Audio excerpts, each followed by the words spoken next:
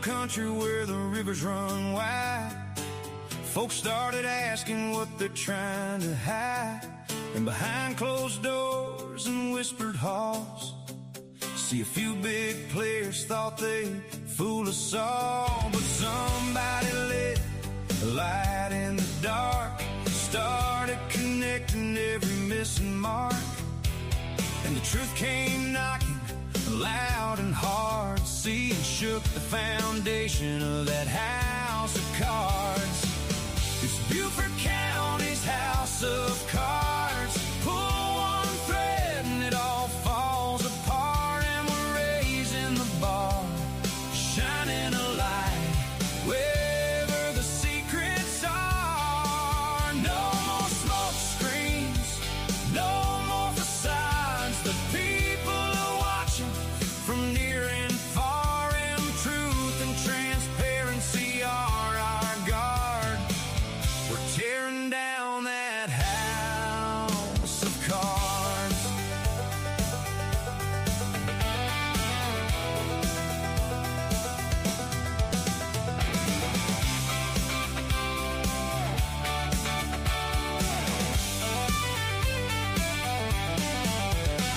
And Facebook Live on a Thursday night, see, bringing the facts and shining the light. No matter who's winning, no matter who's scared, the truth's got a way of hitting hard, and the people deserve to know what's true, what they're spending and who's pulling through. From Bluffton streets to Beaufort yards, the truth keeps shaking that house of cards.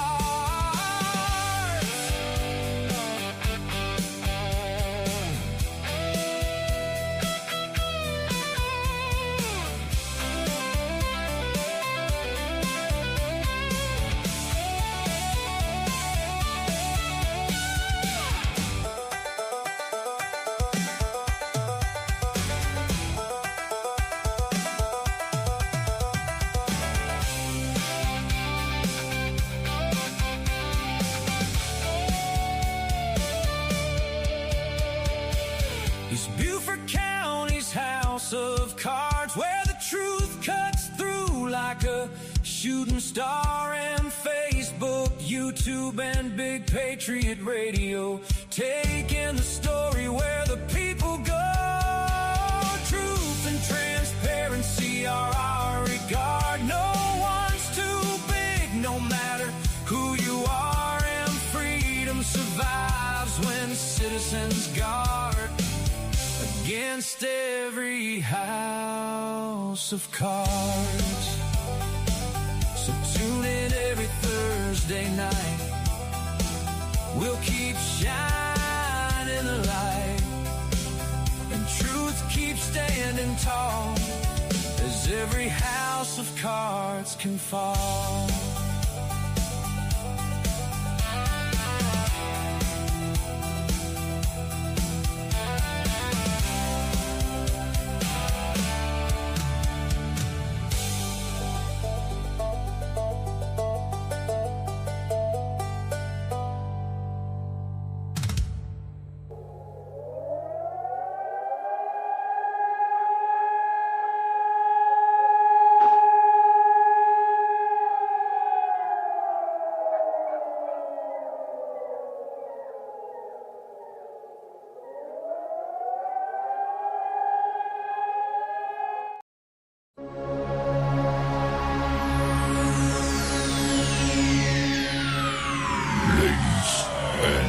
Gentlemen, may I have your attention, please?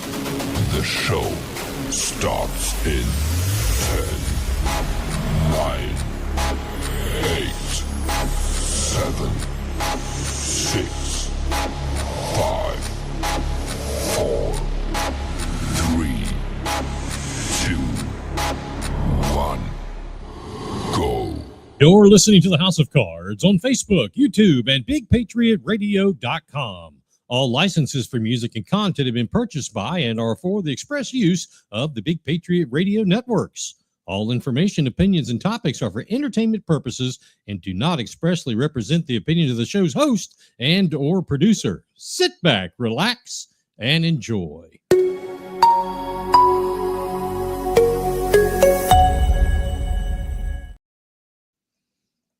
And good evening, everybody. Welcome. This is Beaufort County's House of Cards, July 30th. Good evening to you. I am Mike Covert coming to you live from the Big Patriot Radio Studios here in the great state of South Carolina. Welcome to everybody watching on Facebook, YouTube, and listening around the world on BigPatriotRadio.com. Thank you so much for joining in. And if you are on Facebook and YouTube, like, share, hype the channel up, let your neighbors know, send them an invitation, or just share it along with them. Follow, subscribe, all that good stuff. It's all free. We want you to be a part of the show. Go ahead and share away. And don't forget, while you're doing that, tonight's QR code right here above my finger, right beside my head, that is to buymeacoffee.com. We'd love for you to go and check that out. Buymeacoffee.com. It's a support for the show, and it tastes great after a long night. We want to thank some of those folks, as we always do, that support the show. PB of Bluffton, thank you. Golf I Play, thank you for your support. Yahoozy 12, Felice, thank you. Inparto 523, BG for all your support. Thanks a lot. Gemini 8224, follow and Fontaine Lynn, thank you. Bob and Chuck 180, Cad M17, and Peter Cottontail 26, thank you. Baggett's Bots, thank you for your support. Cliff W53, and always last but not least on the card, Jeff and Lisa 624. Thank you so much for your support. Introducing to you. You're on House of Cards, live on Facebook and YouTube. It's going down now. Locked and loaded with the truth. Wow, we've got a great show for you tonight. You saw the headlines. The title of the show is like, what the flock is going on? We're going to have here in just a few minutes, our first guest is back in the green room, only drinking water because he's a police chief. That's all we have. Water and some diet brownies because I know the chief, he's a buff guy and he wants to keep that shape. So we're not doing any sugar and only water. But we're going to have the chief of police in Bluffton, Joe Babkiewicz. He's going to be on here in just a few minutes. And we're going to talk to him about flock cameras. I mean, you see it everywhere you turn, every channel you're on, every social media page. People have comments about flock cameras, even though most of the comments, they end up not knowing what they're talking about. But we need to hear from someone who's an expert in law enforcement and safety, and we're going to do that. But, this debate is happening all across America, and it's not just about cameras.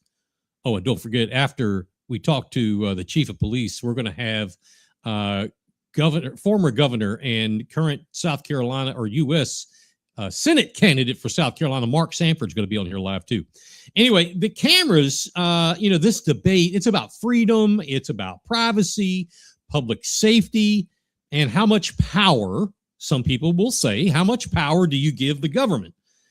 You've seen the headlines. We already talked about that. Some people claim that flock cameras are the greatest crime-fighting invention in decades, and maybe they are.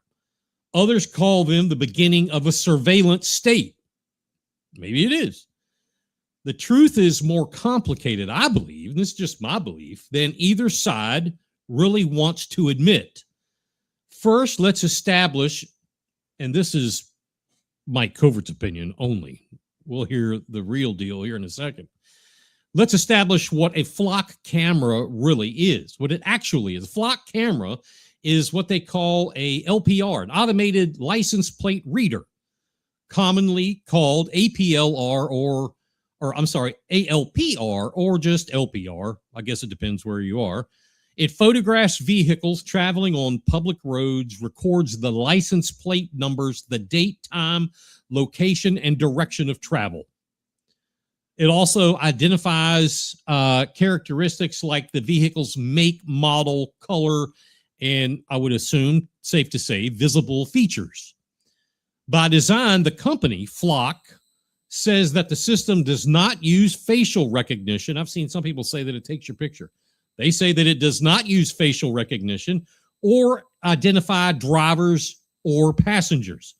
Data is generally retained for a limited period set by local policy. I wasn't aware of this, but whether you're a law enforcement or HOA, a lot of HOAs have these, POA or a county sheriff or whatever, it's your policy. You store it, not Flock, but the locality stores it.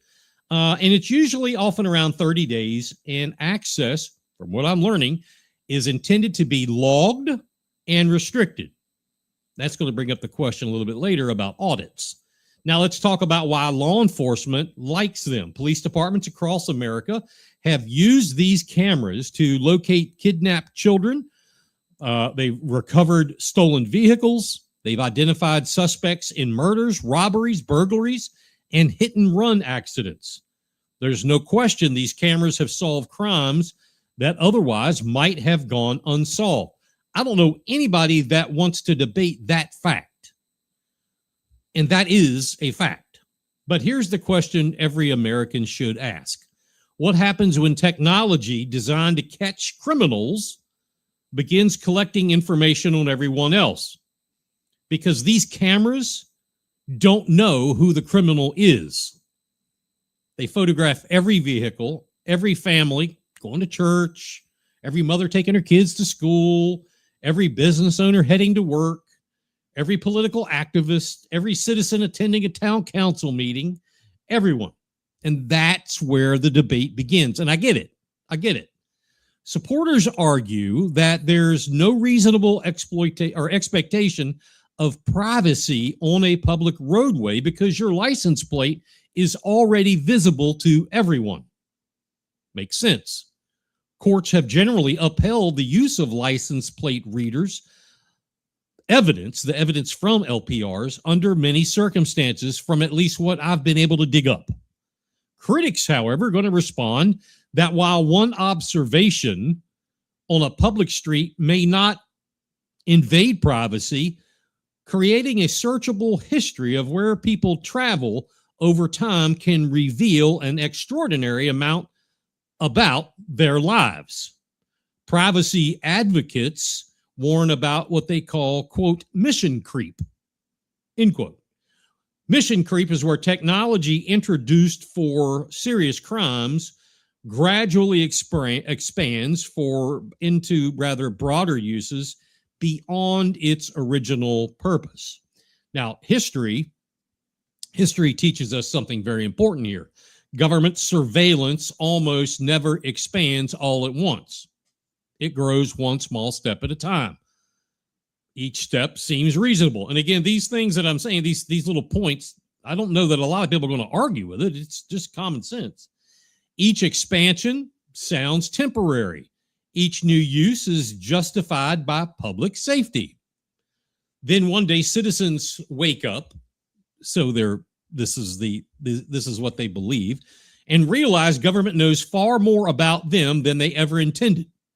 Now, if that is true, in whatever form, that is not cool.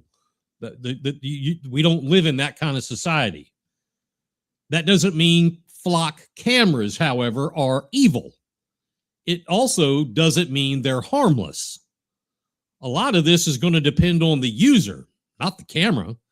It's like in some circles, people would say, you hear people say, they should outlaw guns because people get shot. Well, my guns, I've got like 8 of them, and they have never shot a person. Never. Not yet. So guns don't do the shooting, it's the person. Well, the cameras just do what they're designed to do.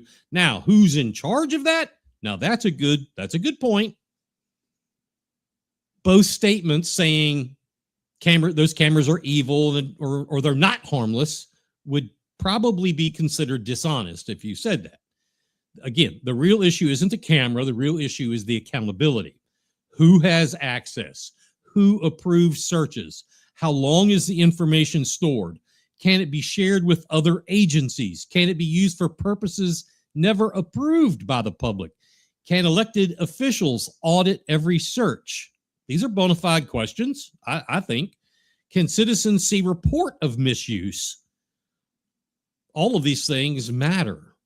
Across the country, some communities have embraced flock technology, while others have paused, restricted, or ended contracts, like HOAs mainly, while ending those contracts because of the concerns over privacy, transparency, or data sharing policies. Now, the national debate has intensified with both strong support from law enforcement and organized opposition from civil liberties groups, rightly so. I don't know anyone that has had opposition in uproar about the Ring camera that many of us watching tonight and that we'll watch have at our doors. I have them. I have hunting cameras around the property, fully recording everything that I do and anybody else and every deer and hog that comes on the property. I don't complain about that, and I don't know anybody else has. Again, it's not the cameras, it's the accountability. You see, America has always struggled to balance liberty with security. It is a fine line. Benjamin Franklin famously warned that those willing to trade essential liberty for temporary safety deserve neither. Whether you not agree with every word of that quote from old Ben, the principle does remain relevant. Technology isn't, in and of itself, it's neither good nor bad. People determine how it's used. Look at the debate over artificial intelligence, AI. AI is not bad. Can it be used for nefarious purposes? Absolutely. Could it be used for very upstanding and forward-thinking purposes? Without a doubt. You see, a camera cannot violate your rights, nor mine. People can.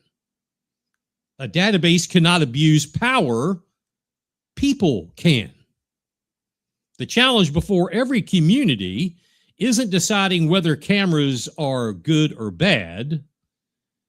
It's deciding what safeguards exist to ensure today's public safety tool never becomes tomorrow's instrument of government overreach. Plausible question.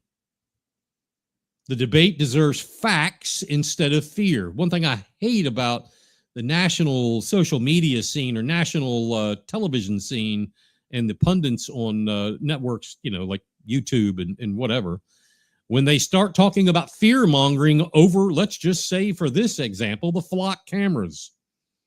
And that instigates people who don't know really what they're talking about to begin talking about things that they should not talk about because it's very obvious they don't know what they're talking about. That's fear. I understand that. This deserves transparency instead of secrecy. Above all, it deserves citizens who remain engaged enough to ask the hard questions before, not after, the technology becomes impossible to control. You have an incoming transmission. Drop the tailgate, y'all. Your attention, please. You're listening worldwide to DJ Magic Mike We're gonna have a good time on BigPatriotRadio.com. All right, we're going to get to our first guest tonight. He has been on here before. Everybody knows him. Please join me in welcoming the police chief of the town of Bluffton, Chief Joe Babkiewicz. Let's see, where'd he go? There he is. Chief, how are you? I'm good, Mike. How are you?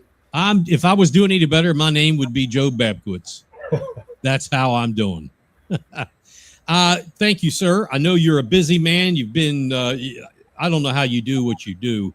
It's 7:00 and you're still at the office. You're still protecting and serving.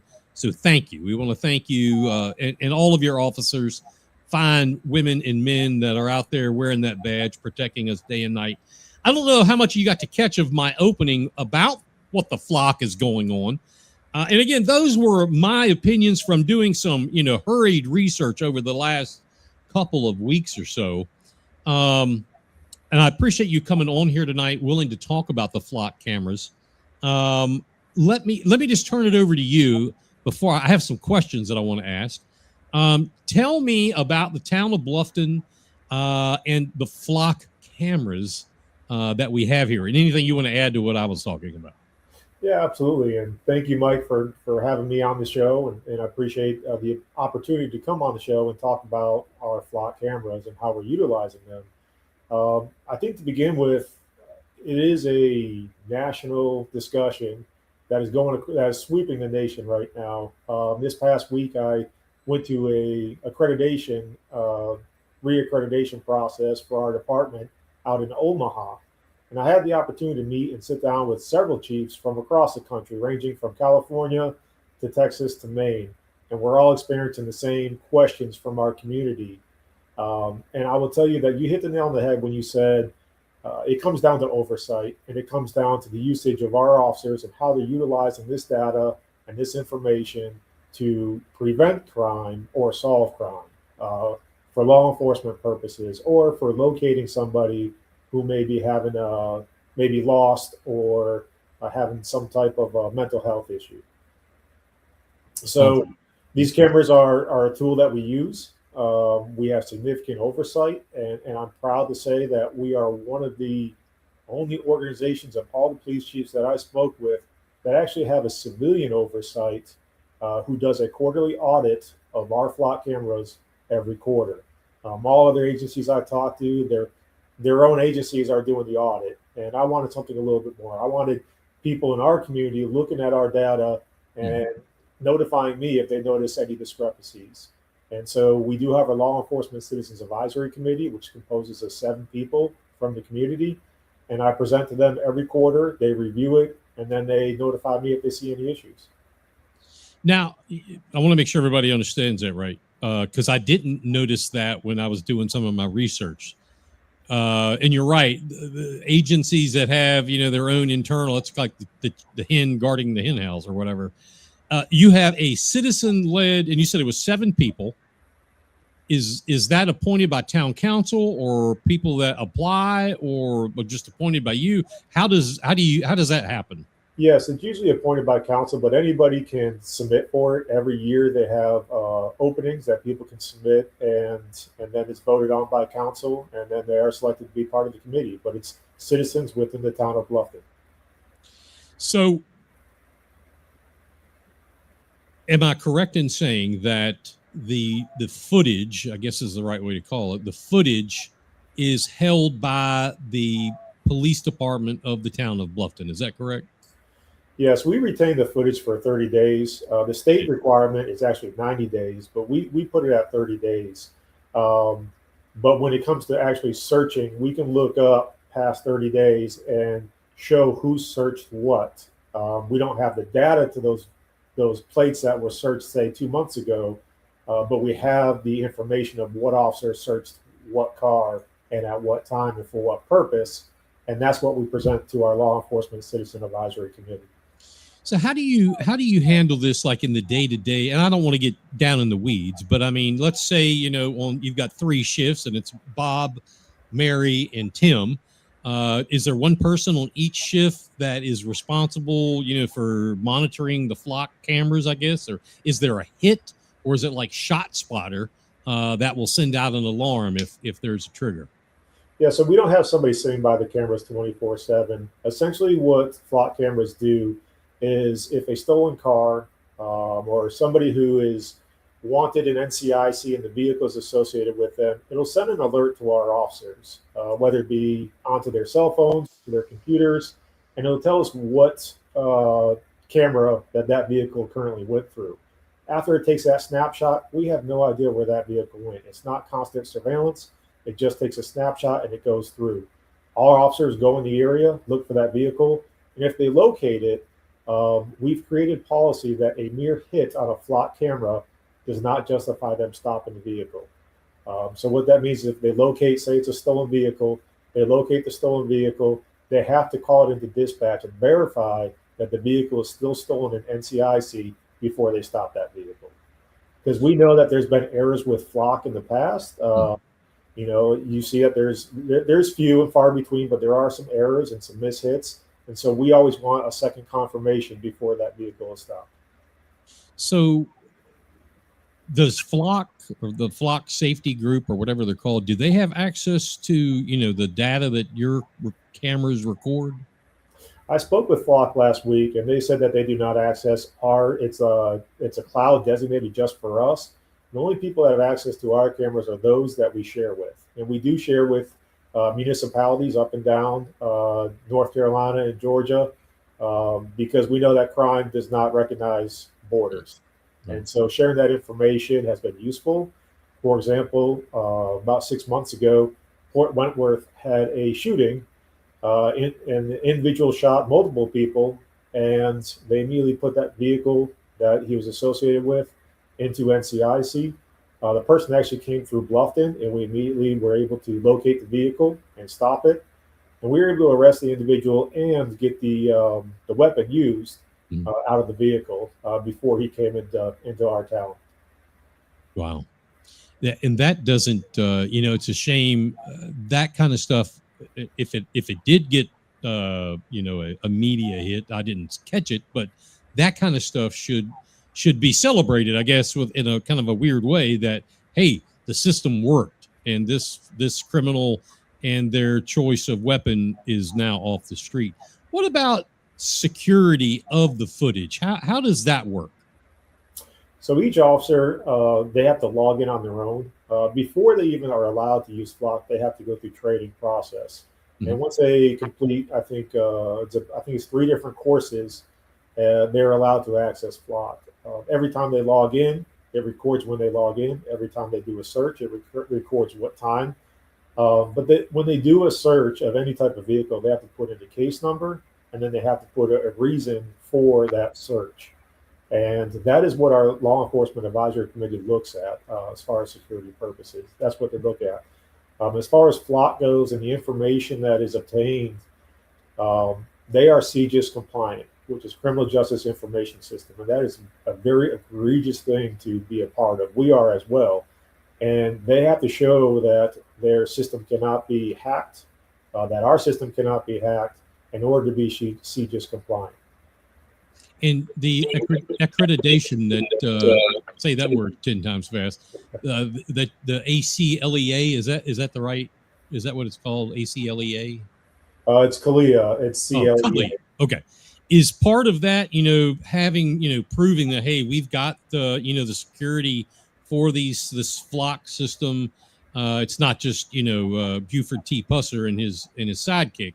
I mean, this is a legitimate thing.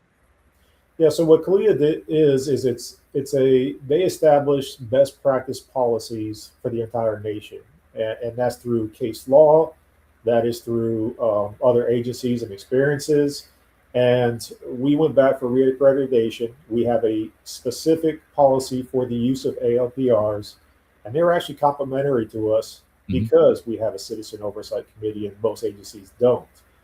Their practice or their best practice right now is just that there is some type of oversight and review.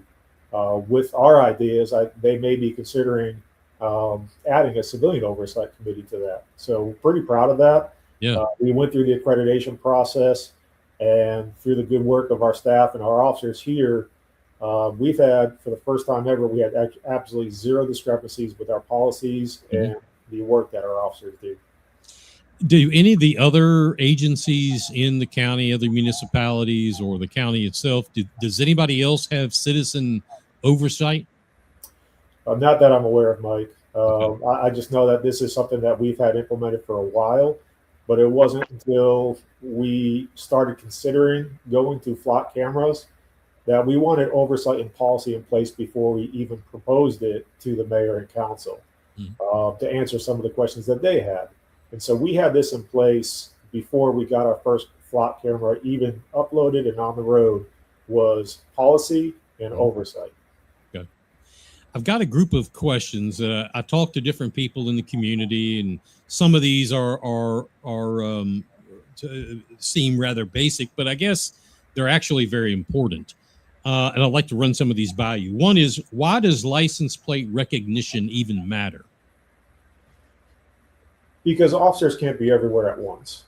And, when I first took over as police chief, a lot of people wanted more officers on the road. And we're trying to hire people as quick as we can, but again, we can't have officers everywhere. And so having these license plate readers in place helps us keep our department safe, helps us keep criminals out. If you don't commit a crime and if you're not in a stolen vehicle, then you have nothing to worry about. We really want to push and show that if you're going to commit a crime in Bluffton, you're going to get caught. For the past 5 years, we have been ranked one of the top 5 safest cities in the state of South Carolina, despite our growth, despite our roadways, and we want to keep it that way. And so we're going to try to be proactive. We're going to look for innovative ways. Again, it's just a tool. If it wasn't for the great work of my staff and my officers, none of this would be possible. They do a great job. They're very proactive, and they're very visible out in the community. And without that, we don't keep our crime rate down. One person asked me, they said, do flock safety cameras detect speeding? Great question. Flock cameras do not detect any type of motor vehicle violations. They don't detect speeding. We can't detect whether you ran a stop sign, whether you ran your seatbelt. They don't, like you said earlier, they don't have facial recognition. We can't even tell who's inside that vehicle. It takes a picture of the back of the vehicle and the license plate only. As a matter of fact, if you go out, you could probably see some of the cameras. They're always posted as it's going with the flow of traffic.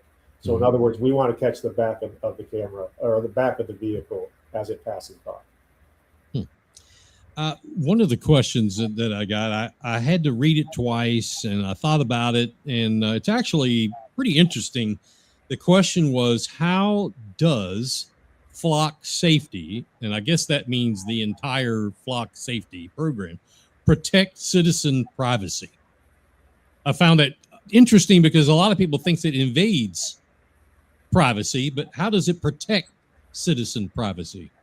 Yeah, so Flock doesn't put any person's names in the system. So take, for example, if we get a hit right now of a stolen vehicle, it's just going to come up on our phones as a stolen vehicle. We don't know who's inside that vehicle. If it comes back as a wanted person, that's all it says is registered owner, potentially wanted person. And that's information that they're getting from NCIC. And so unless our officers put the person's name into like a custom list, Flock does not have any of that information. In the case that I'm talking about would be if we get warrants for somebody, one of our officers may put the name of the person that's associated to that vehicle in there. And so if we do get a hit, we know who we're potentially dealing with that warrant. And again, I go back to that they are CJIS compliant, which means that's the Criminal Justice Information System, that they have to go through a process every single year to ensure that their system is secure. Wow.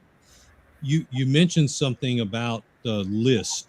During my discovery of all this, I found something called a hot list alert. Is that what you're referring to?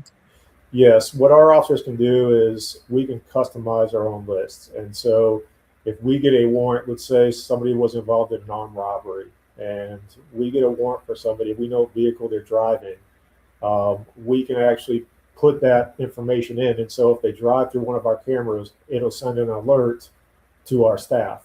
And again, that person could turn off on a side road, we wouldn't know it, but at least our officers can go in the area and look for that vehicle. Awesome. Real quick, let me run I forgot it's, we're 7:35, 25 minutes before the top of the hour, right quick, Chief, and we'll pay some bills here right quick. Introducing to you. You're on House of Cards, live on Facebook and YouTube. It's going down now. Locked and loaded with the truth. Locked and loaded. Let's go. Big Patriot Radio. Blues, news, country pop, and classic rock. I guess having a police chief on in a locked and loaded commercial's kind of apropos, huh? Didn't think about that. Chief, when it comes to only here, man, besides a license plate, what else? I mean, I gave my opinion of this at the opening, but I want to hear the real deal. What else do flock safety cameras capture other than I guess red car, license plate ABC 123? Is that? Yeah, so it's like a fingerprint for a car, Mike. So it captures the make, model, color, any visible distinguishing features such as a roof rack, decals, or damage to the vehicle. and it records the date, time, and location where the vehicle passed. Where these really come into play, and what is a great tool for our investigators, is oftentimes when we go to a scene, the victim is not going to know the actual license plate if somebody got into a vehicle. Sometimes they'll give us a partial plate. Sometimes they'll say, you know what, it was a red card, but I know that there was a blue bumper sticker on there. That gives our officers the opportunity to search through our system, see if that vehicle did come, put those distinguishing characters in there, and search through the system to see if we can get a license plate to our suspect vehicle. Once we get the license plate, then we could run the plate through DMV and try to get the registered owner, and that gives them the investigative tool to take that case further for investigation. Now, if someone, I understand that the Citizen Oversight Committee, understand that completely. Let's just a kind of a hypothetical, and I know those aren't good to go into, but just hypothetically saying, if someone has a court case and they feel like they were, wrongly captured by Flock, is that something that, an individual can say, I guess FOIA a Flock recording? Sure, yeah, they can FOIA it, Mike. And what I say is after 30 days, all the information is deleted. But if there's an arrest or if there's a Flock hit that's part of leading to an arrest of somebody, our officers can download the hit that they received and save it to evidence. It's deleted out of the system, but our officers will utilize that and bring it to court with them, because that is a big process and some evidence that can either help somebody or help the officer show that it was in fact how they got alerted to the vehicle. What's your opinion about, is from something that I learned by researching this, was that across the United States, a lot of HOAs, POAs are customers of the Flock cameras. What is your opinion about, private communities like that, having their own Flock system? Is that a recipe for, danger, or is that something that, law enforcement supports and says, yes, that's a great idea? Yeah, I'm not sure what extent or ability that these HOAs have. I know when they buy these Flock cameras, I know if there was a crime committed, let's say in one of our communities that has these cameras, we have to seek permission from them in order to search through it. And we still have to have our case number and everything else. But it does help us if there's a bunch of car break-ins in a particular community and we know a vehicle left there, then it does help us try to identify the suspect vehicle in the case. But again, we have to get permission from the owners of those cameras in order for us to view them. Can you say, Chief, without a doubt, I understand about the crime that happened in Port Wentworth and was, not solved here, but captured here.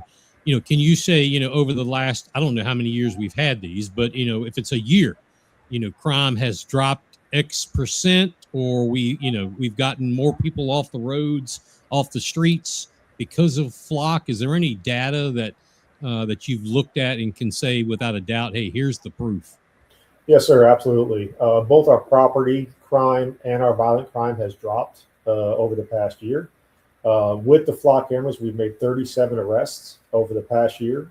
6 arrest warrants were obtained through our investigative team. An 8 additional cases were closed. And what does that mean? That means that we've located a missing person, or that we are finding individuals experiencing mental health crisis.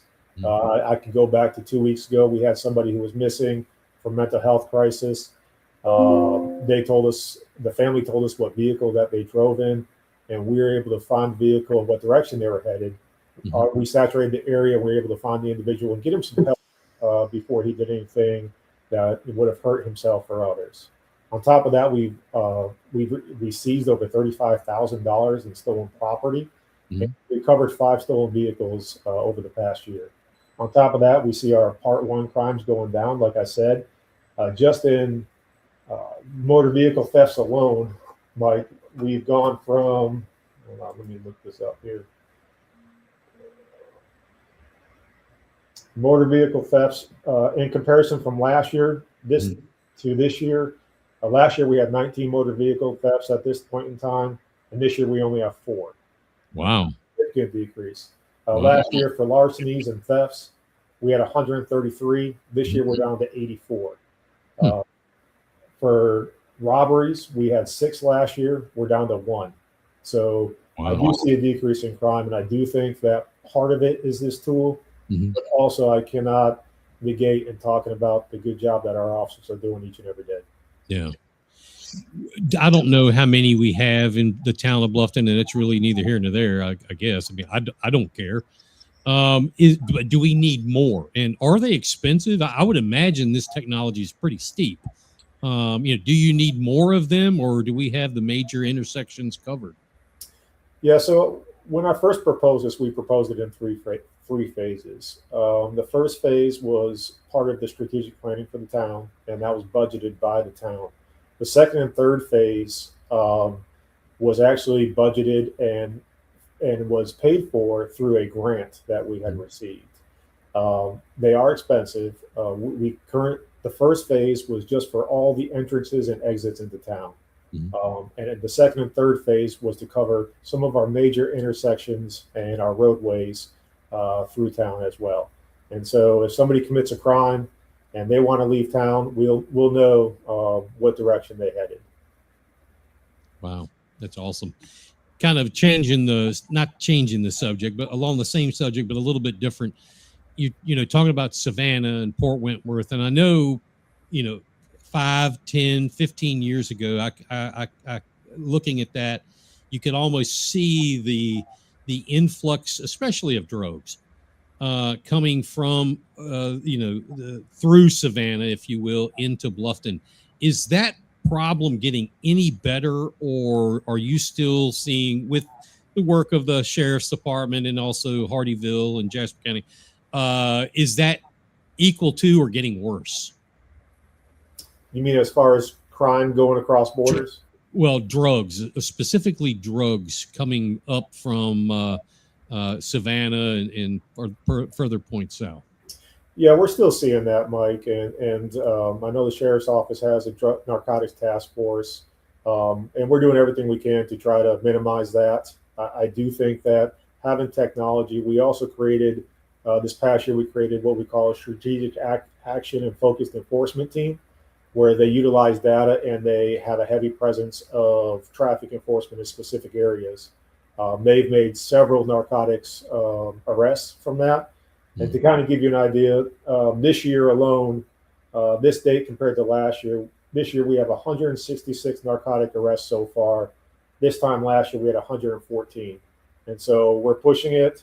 We're being very aggressive on the roadways, keeping everybody's constitutional rights in mind and making sure that they're adhered to, but being very proactive out there and looking for key things when we stop a vehicle.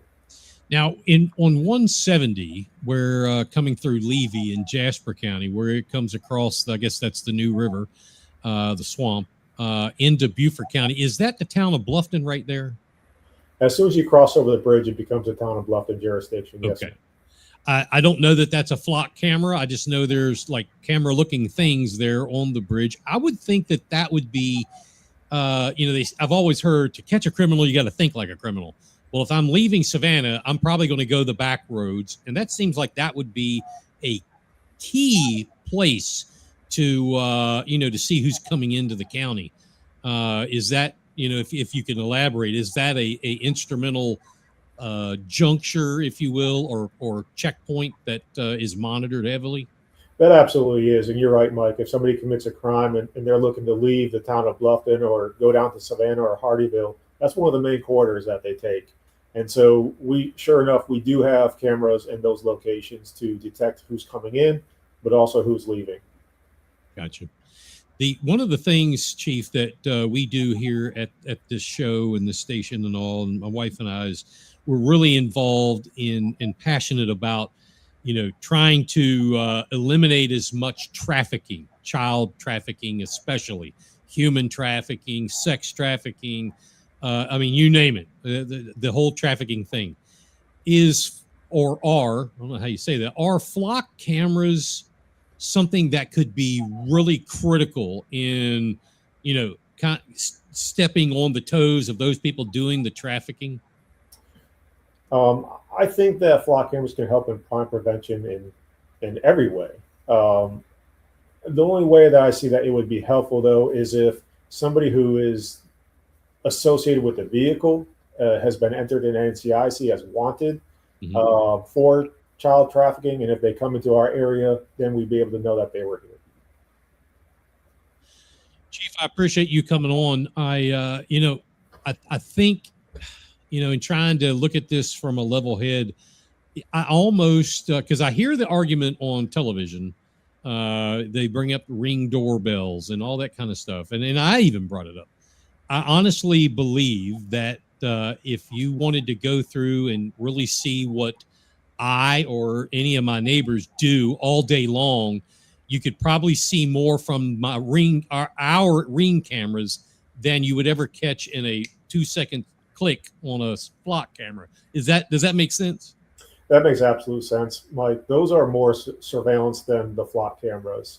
Again, these flock cameras are static and they only record a split second every time a vehicle goes through. It's not like it's constant video and it's following a car somewhere. And I think that is a difference between surveillance and what we have with flock cameras. If you felt at any time that the flock system was becoming too invasive into, you've got kids, into your family and wife and all, it becoming too invasive in your life or in the citizens that you protect, would you say anything and step up and go, you know what, maybe we need to take a pause? How would Chief Babkiewicz react to that? Yeah, so here's the great thing about being part of CALEA, of accreditation, is anytime that there's case law that is changed, or anytime that there is anything that comes down from the state or federal government, then they send us updates immediately. And so we can update our policies. And if it gets to the point where the state says, yeah, flock cameras are considered surveillance, you guys cannot use them, or they may say the only way you can search them is by obtaining a search warrant, then we will look to change our policy, and not necessarily get rid of them, but change our policy to match what the state or federal law is requiring us to do.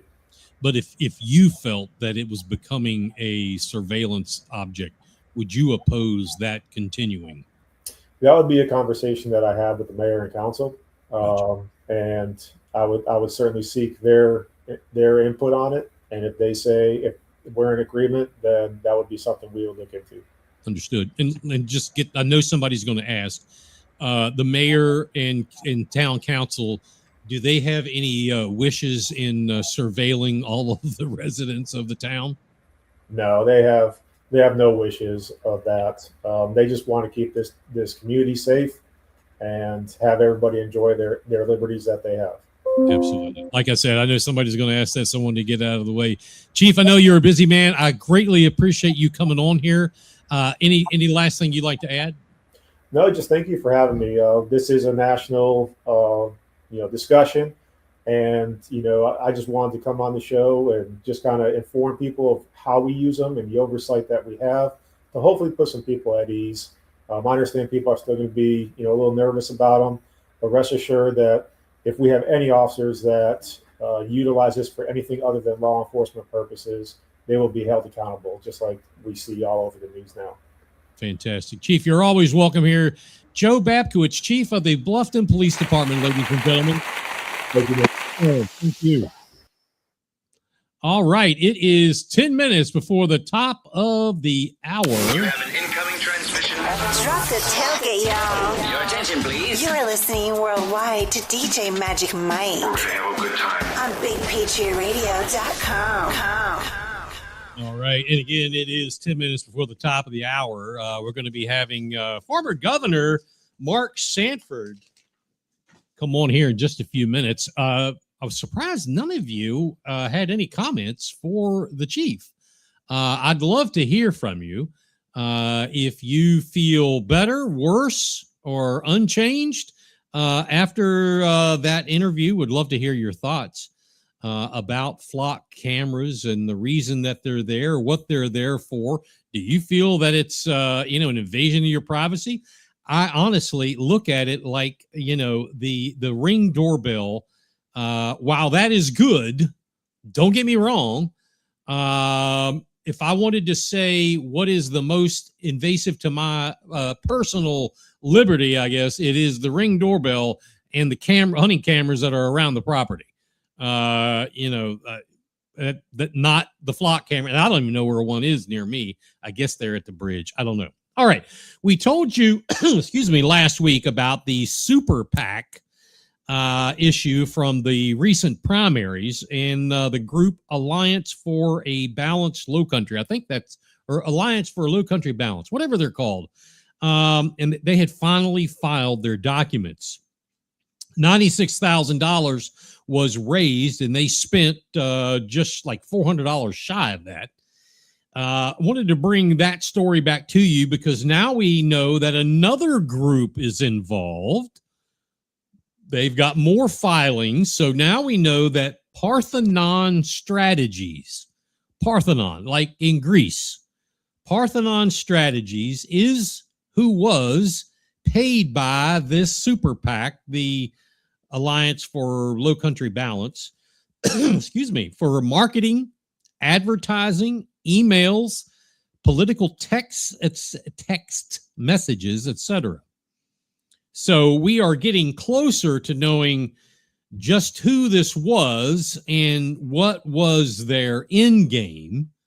And don't forget we're adding more to the sandwich. Don't forget that we know one thing that we've noticed, and I want to remind you about that. This one particular thing, we mentioned this last week. A gentleman from Charleston who during the Pine Island thing that lasted, a year or more, the primaries, but specifically Pine Island, there was one gentleman from Charleston was extremely vocal during this whole Pine Island deal. Now, he lives in Charleston. He has a post office box and a physical address in Charleston. He also has an address on St. Helena Island. I don't know if there's a house there. I don't know if there's a trailer there. I don't know if there's a stump there. Don't know, don't care. But I know he has an address. So this guy and his wife made personal donations during the campaigns to candidates Craig Gordon, Libby Galloway, Joshua Hauer, and I believe Michael Anderson. Okay, those were and oddly enough, they all won. These are the same folks who were being targeted by the GOP, online know-it-alls, and others about bringing this dark money to a county council race. The GOP actually insinuated in some people's accounts, and this is the county GOP, that the candidates, Paula Brown, Beth Gillespie, Tom Reitz, who else?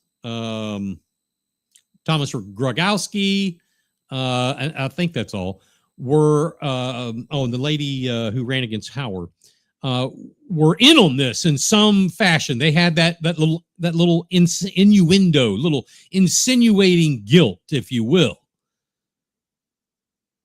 that they might have been bringing dark money into this race.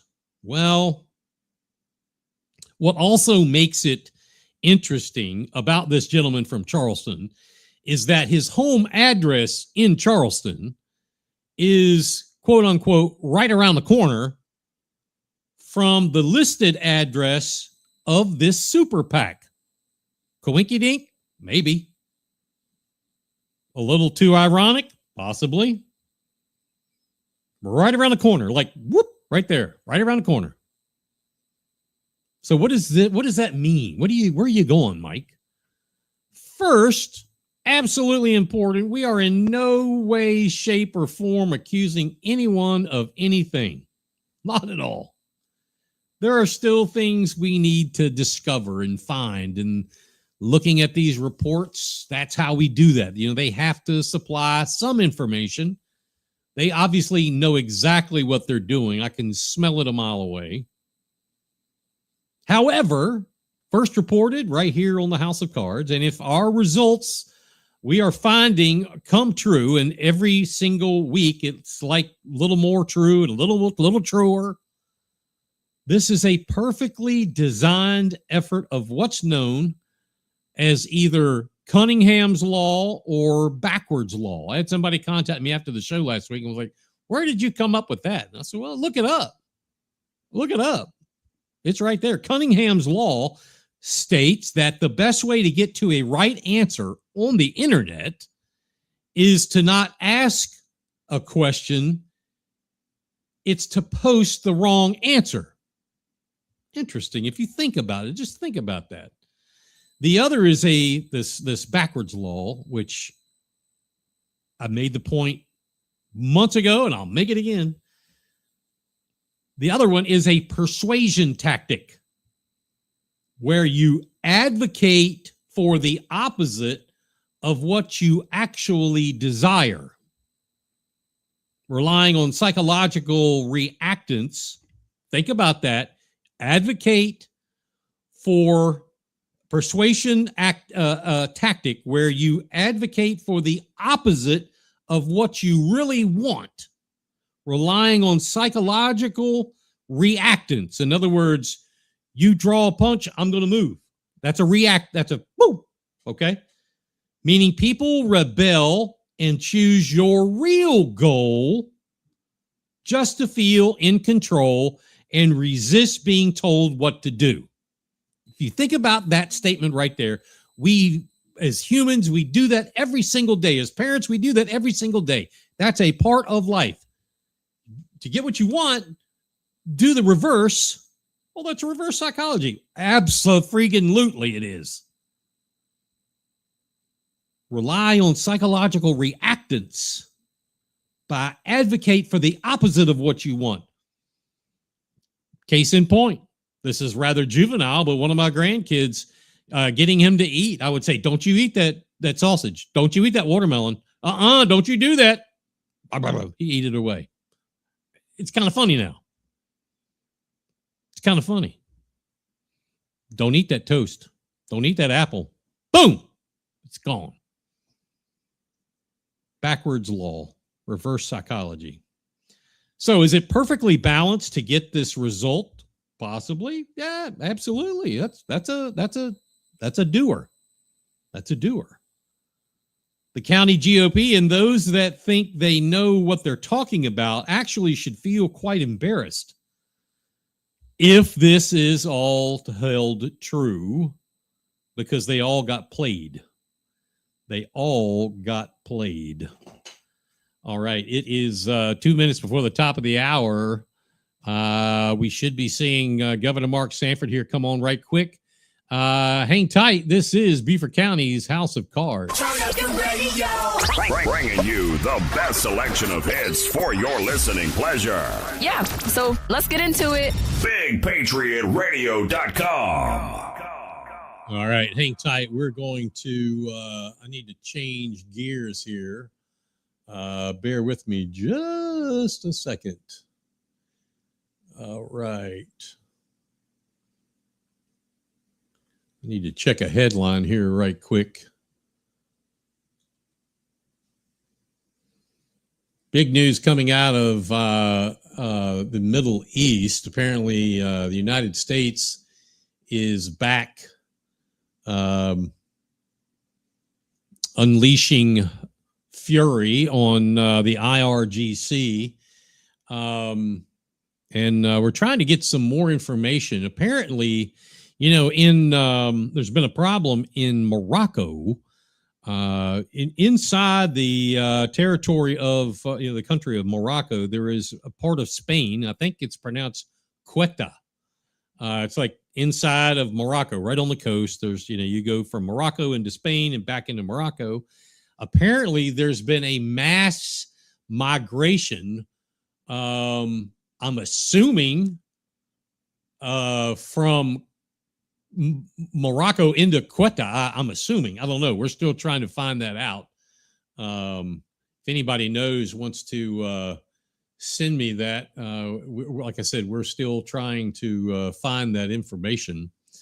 Let's see here. Let's check the messages.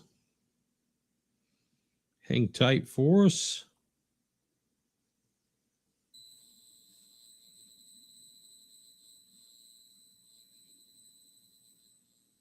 Also in the news, day before yesterday, in Washington, D.C., the late Senator Lindsey Graham had his, there was a funeral church service there in the cathedral up in D.C., well covered by a lot of outlets. As soon as that was over, Senator Graham made his transfer down to Columbia, South Carolina, where yesterday they had service in Columbia. And then he was buried up in Pickens County near his home in central South Carolina. The interesting thing about, and we, as always, we pay our, offer our respects and condolences to the Graham family. If you listen to some of the speakers, especially at the one yesterday at the Capitol, former Congressman Trey Gowdy, who I really enjoy. I've enjoyed listening to him. I have not met him. Met a lot of senators and congressmen. He's not one of them. Would love to, because I really enjoy listening to him. Man, he had a shiny face yesterday. I don't know what his makeup people are doing, but boy, his face was shiny. He's a little fella to begin with, but his remarks were they were very, it added some light to the room. It was very solemn there, but I had the opportunity to meet Lindsey Graham several times. The first time I met him was here in Bluffton, as a matter of fact. I was asked by a good friend of mine, political strategist, passed away a few years back, Joe Iacco. He asked me, he said, Senator Graham is coming and he wants to meet with a handful of people down at the Corner Perk. Would you be willing? Sure, hell yeah. As a business owner. So I went down there. I was not on council, I don't believe, at the time. We went up to the upper level and sat on the porch, if you will, the upper level of the Corner Perk. There was about 8 of us or so. And I remember Senator Graham at that time. I felt like I was like standing on a box. He's very short. I mean, I felt immensely tall and I felt super big. He's a little guy.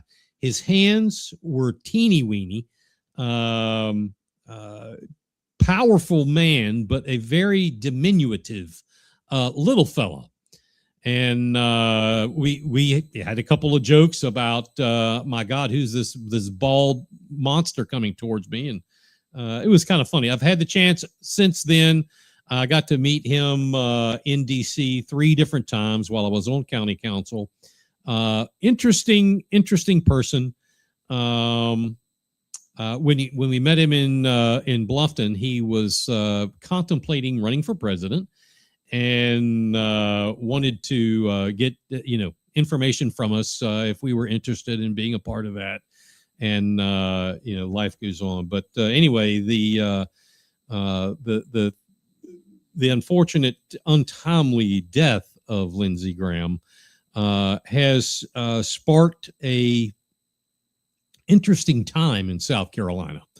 I was one of the first ones to when the Governor McMaster appointed his sister to the seat. At first, I kicked back on that.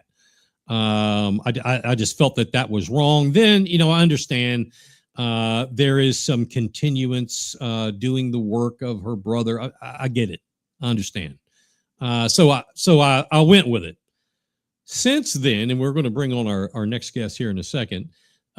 Since then, I believe it's like 10 or 12 people have decided to jump in the race for the Senate seat vacated by Senator Graham, which that's the American way. I mean, there's that everyone should run for office. Everyone who has run for office, I salute you are because having done that, it's not easy. and not just anybody can do it. So I appreciate anyone and everyone who has picked up that wand and made that effort to run for office. And those who have run, in my meetings with when I was on council, whether it was with Senator Graham, Senator Scott, I've met with Representative Governor Mark Sanford. I even had a sit-down meeting, far be it from me to think about this, Jim Clyburn and I had a conversation. Matter of fact, the day after I was in Mark Sanford's office, I had to come to him at the asking of county council to ask him for dollars for a project over by the Naval Hospital and in downtown Beaufort. Never thought I would do that to someone I agree with about 0% of the time, but I did. But anyway, let's go ahead and bring on our next guest. I've known this gentleman for a long time. I've spent time talking with him in the past. Spent time talking with him. There was a bunch of us. I'll tell you the story. Maybe he'll bring it up. I don't know if he remembers this, but I was on council up there talking to everyone in every office, and Governor Sanford and I kind of hit it off. And he said, "Man, you want to see the rest of my office?" I was like, "Yeah, sure." And he showed me the rest of the office, and I remember looking around. And I was like, "Governor, it's kind of messy in here." And he said, "Well, I'm here to work. I'm not here to play. I'm not here to, go to restaurants. I'm not here to do the social scene. I work. And this is what work looks like." And I was like, "Man, I'm impressed, dude. I'm impressed." And he goes, "Yeah, I work out, in the Capitol or whatever gym. I got something to eat, man. There's everybody, they call Uber and staffers run down the hallway." I was like, "Man, I'm impressed." And that was when he was a representative up in DC, Congressional District 1. Our guest is also the former governor of South Carolina. He's current candidate for the U.S. Senate of South Carolina. Please join me in welcoming Governor, Representative, or just Mark Sanford to the show. Governor, how are you, sir? I'm better for hearing your voice and remembering those stories of our different connections over the years. It's fantastic to see you, Mike. Real pleasure. It's good to see you, my friend. It's good to see you, my friend. I got some feedback there. Let me take that off. I don't know if you remember that meeting we had there in your office, and it was you were as down to earth as anybody could be. You told me, you were like, "I'm here to work. This is what I do." Well, yeah, I think that's what folks expect of us, and B, I remember saying to when I ended up governor, I said, "Look, I got to crowd somebody on time, and unfortunately, I'm going to crowd you because we have 4 boys, and if I spend time asking the normal questions of life, how was your kid's little league game, how you doing, and we burn time just chit chatting, then I'm going to be basically taking time from my boys." And so this idea of focusing on work when you're working and then catching up with kids or friends or family when you're not, I think becomes very important as we get busy in life. And yeah, that was certainly, maybe overdid it, but it's probably a bit much to be sleeping in the office. But it worked for me at that chapter of life. Awesome. I know you're a busy man, cognizant of your time. And I greatly appreciate you making time to come on here. Do you mind if I call you Mark? Please. I know. Okay. I answered to hey you. Let's go with hey you.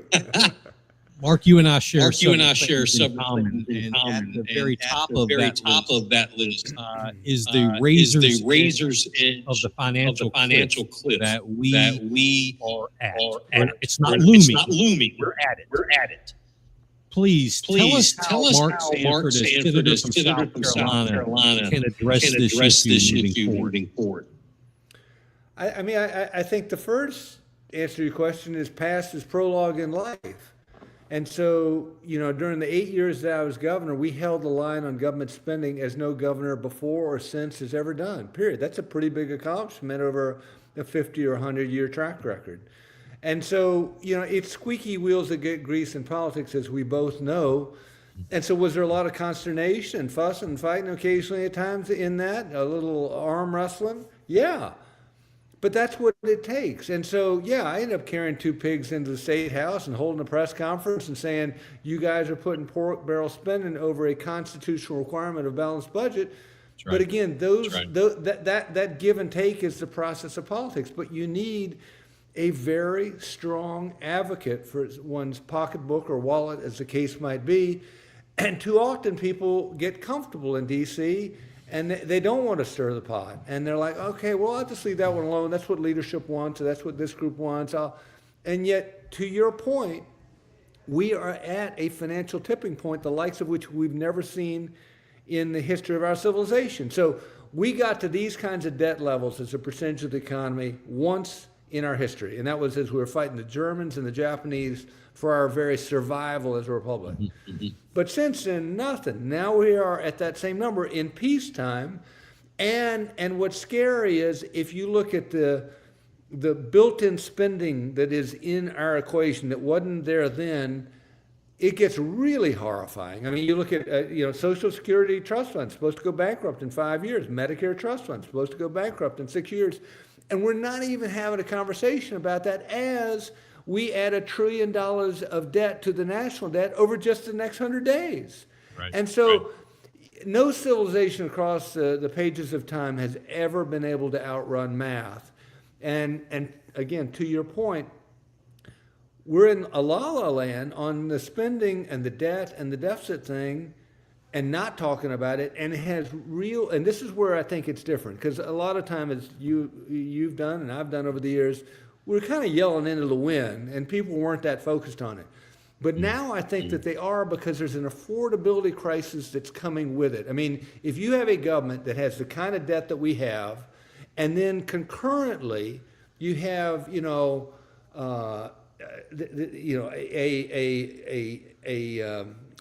what would be the right analogy? Just this sort of tsunami coming at us with the graying of America and some challenges on that front, now spending as much on interest as we are on our entire national defense.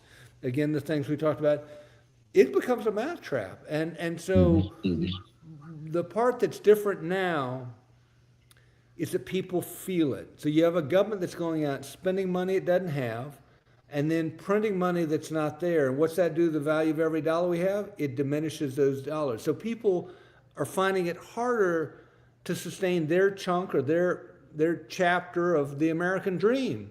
A young person's ability to buy a new house, or we're doing this crazy, Mama, I can't buy a new truck tour around the state. But there's a truth to it, which is people are struggling. And so, again, if we don't get the math thing right, and I think that there is a season now beyond which it's irreparable, we're going to be in real trouble. There is somebody telling me that we are having some feedback, and I call for watching, listening. I apologize. The thing about the financial aspect of this is twofold for me. First, you're the only candidate I'm talking about. That bothers me. You're the only one that is accepting the reality. There is a problem. Second thing is when I ran for against Nancy Mace, I brought the idea of Social Security should be slowly transformed into a market-based system. Mm-hmm. What is your feeling about that? I agree with you. There's a 1960 Supreme Court decision called Fleming versus Nestor. And what it says is that none of us have any legal claim whatsoever to our own Social Security money. So, it's just money that goes into government and then gets spent on other things. And there's an IOU that's put in its place that can be redeemed based on the future taxing authority of the United States of America. Okay, that works for a while, until there ain't enough folks out there to get taxed. Yeah. And that's why a young person today is more likely to believe in a UFO than to believe that they're going to get their Social Security taxes back to them. So you are right, and the beauty of, again, transitioning, and I stress the words transition. Again, people on Social Security or nearing Social Security retirement age, they are completely, again, covered and protected. But it's not fair to rip off, for instance, our 4 boys, or I'm now a grandfather, my grandchild, in saying, you got to pay a bunch of money in here, but you're going to get nothing out. Because... I mean, you talk about people. A lot of people talk about social equity. That's the big social equity. Let's rip off a bunch of young people. That's real social equity. And so I do think it is important, because then you have something that is owned by you. And even if tragically you die early, well, then it can go on to your estate, to loved ones. You can build a capital base. I think it's a great idea. Awesome. War in Iran. Should we pack it up and come home, or just get the damn thing done and move on? Well, I'm probably more of the school of you kind of, already crossed the Rubicon on this one, and just, okay, if you're there, you got to get done. But here's the catch to that. I think that you need to come home if you don't get it authorized by Congress. The Constitution is absolutely clear that only Congress has the ability to authorize war. And we've gotten this creepy bracket creep. We're in the executive branch. And this was true back in the Clinton administration. Myself and the Governor Tom Campbell fought against Bosnia's involvement without congressional authorization. Did the same during the Obama administration, saying you can't be using a 2002 statute 15 years later to say this is our authority for war. So this is not a Republican-Democrat thing. It is executive branch versus legislative branch as mandated by the Constitution. And again, I think I have a unique perspective in that when I was governor, I tried to go to every funeral of a serviceman killed in the Middle East during my time in office. Didn't make all of them, but made a lot of them. And there is something very, very sobering and real when you're in that church or that family's living room and their son or their daughter died. It's not just a vote. It is a death, and it's real in terms of the human tragedy and the human cost. And so, body bags don't go back to Washington, D.C. They come back to congressional districts across this country and states across this country. And I think it's incumbent upon Congress to vote. If you want to stay over there, okay, fine, vote. If you don't want to come back, come on back. But either way, Congress needs to vote. Congress needs to exercise its constitutional, again, mandated prerogative and not passing the buck. And what people like to do is say, well, I'll just leave it alone. That's executive branch. No, that's not what the Constitution says. I think, again, either side of the apple that you might pick, I think you've got to have that vote by Congress. If elected as the GOP nominee for the U.S. Senate, you're going to face off against a Democrat doctor, and I'm not exaggerating, who is known for a positive stance on child transgenderism and, quite frankly, mutilation due to sex changes. Your thoughts on that type of rhetoric? On that type of what? I'm sorry? On that type of rhetoric. Doesn't make common sense to me. It doesn't. We started the day in Charleston. We drove down to Bluffton, Beaufort, then Bluffton, then Florence, then where did we go? Hartsville, then Lancaster, then Rock Hill, and none of the people I talked to today would say that makes sense to me. So I don't think it passes the common sense test, and I don't think it passes the South Carolina test. Mark, if you're in the Senate, you and Senator Scott, do you agree that let me back up. He and Senator Graham were a force in the Senate, just like Senator Scott from Florida and Senator Rubio at the time. What are your feelings about it, Senator Sanford and Senator Scott? Many folks that I've talked to have said that could be as powerful of a force as Graham and Scott were.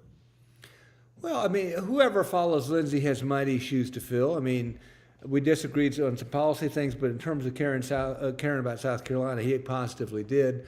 And he was very constructive in the way that he engaged with Tim and others in terms of trying to watch out for our state.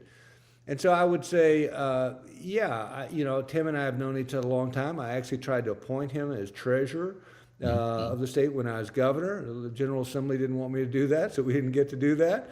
But I have a very cordial working relationship with him, and I think he's a fantastic guy. Mark, real quickly, we're coming to the end of our time. Something else that was a part of my platform. I'd like to get your thoughts on this. The Department of Education, Federal Department of Education, does it have a place still being involved in public education, or is it time to shutter the doors since it's not part of the Constitution? Yeah, I mean, you could go down a number of different agencies that aren't constitutionally mandated, but they've grown, and they've grown in scale and scope. I am very much a federalist. I believe that the government, most local, governs best. And I think that when you talk about something as important as education, people at the local level want to have a hand and a voice. They don't want to hand it off to people in D.C. to decide how their kids are getting educated. So I think this is something we're totally capable of handling and doing in South Carolina, and it would be I would gladly take that vote to abolish, and I have taken many such votes to abolish when they came up back in my first go round in Congress. One of my favorite books, right there. I read it and reread it and reread it. Neat. Governor, I'm at the end of my time allotment. I greatly appreciate it. I put your website up, marksanford.com. Anything you'd like to pass along to the voters as election day is coming quick? Well, I would ask for their votes. I mean, election, this is the craziest race. A 2-week race is just insane. And so I would ask for their vote come the 11th of August. And I'd also say this, I grew up in Beaufort County. I graduated from high school in Beaufort. We have a family farm up at the north end of the county. And I have a real familiarity with the low country and that which makes it special. And I think that, I'm certainly a fiscal conservative in a big way. But I believe that conservatism applies to more than just financial resources. It applies to natural resources as well. So if you look at my time as governor, we were instrumental in protecting some corners of South Carolina so that we would preserve the look and feel of that which has kept so many of us here and attracted so many others.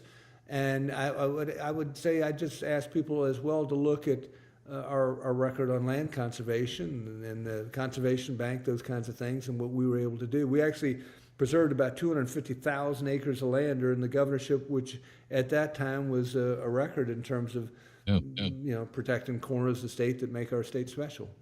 And we appreciate that. Yes, sir. U.S. Senate candidate Mark Sanford, ladies and gentlemen, sir, you are always welcome here. I really appreciate it. Great to see you. Thank you.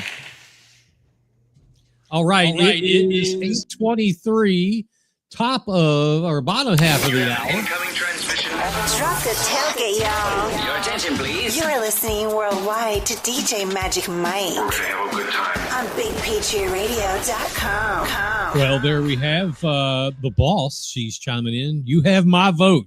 There you go.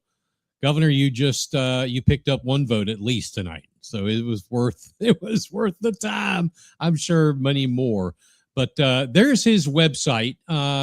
Check it out. marksanford.com. Now I got to put these back on.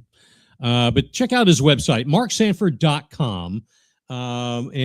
Yes, Election Day is coming up quick and fast. Get out there and vote. If you are eligible, in other words, if you didn't, if you voted in the Republican primary, or if you didn't vote at all, you can vote, right? Thank you, Paula. Good seeing you. If you voted in the Democratic primary, you can't vote. And this is for the Republicans' primary seat for the U.S. Senate seat formerly held by Senator Graham. All right, let's see if we've got anything else up here on the docket. I don't see anything there. Let's take a look.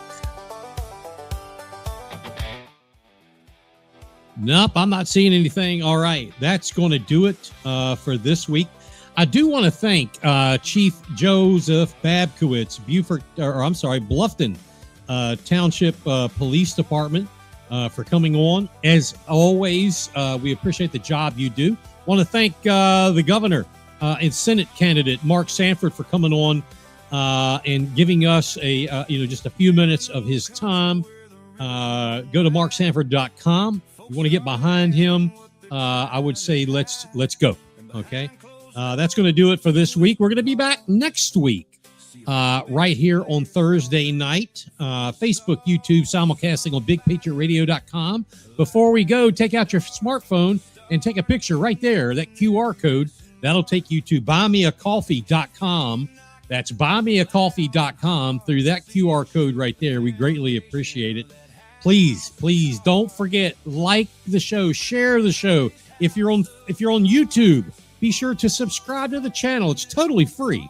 If you're not on YouTube, well, what are you waiting for? Go to YouTube, find at Beaufort House of Cards. Just go @ Beaufort House of Cards. It'll take you right there. Subscribe and like the YouTube channel. Anyway, that's going to do it. That's going to do it for this week. We'll see you next week. And until then, be safe and watch your six. Good night, everybody. We're tearing down that house of cards.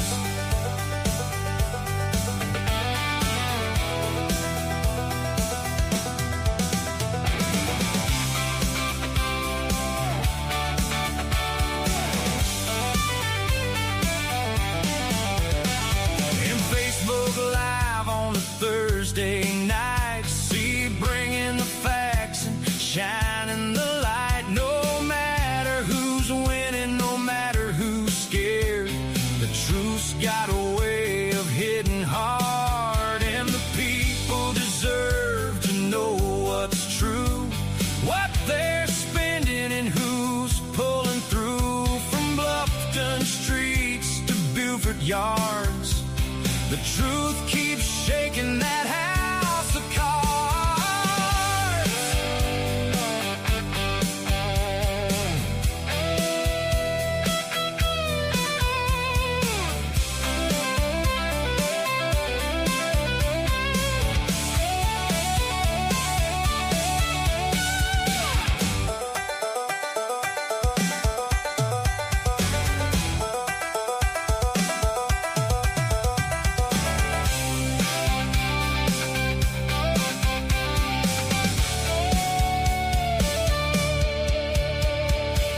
It's Beaufort County's house of cards, where the truth cuts through like a shooting star. And Facebook, YouTube, and Big Patriot Radio, taking the story where the people go.